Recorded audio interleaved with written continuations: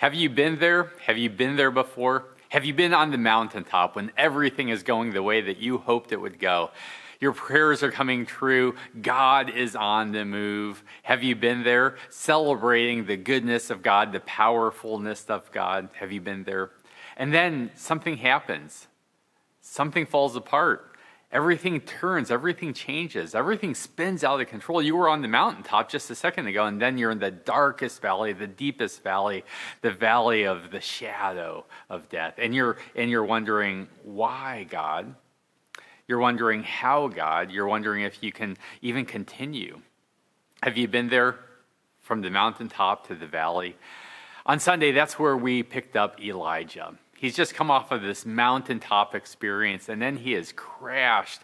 He has bottomed out. He has spun out of control. He gets to the place in his life where he says this, 1 Kings 19, he says in verse 4, "I've had enough, Lord. I'm no better than my ancestors. Take my life."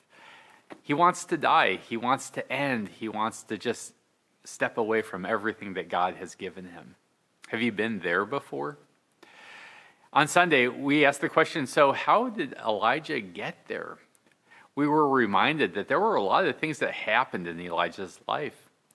It didn't help that Elijah wore himself out. He had been pushing, he had been battling, he had been confronting, he had been doing really hard things for a really long time. Spiritually, he was on high alert. Spiritually, he was activated. Spiritually, he was representing God. Physically, he was running all over the country. He wore himself out. We also were reminded on Sunday that he shut himself out. He was isolated. He was alone. He was out of his support network. He shut himself out. And then finally, he believed a lie. He believed that God had abandoned him, that he was the only one left.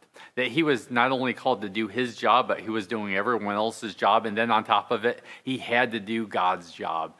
Everything depended on him. That's how he got to the place where he wanted to end his life. On Sunday, we were reminded that Elijah, he's just like us. At least that's what James tells us in James 5:17.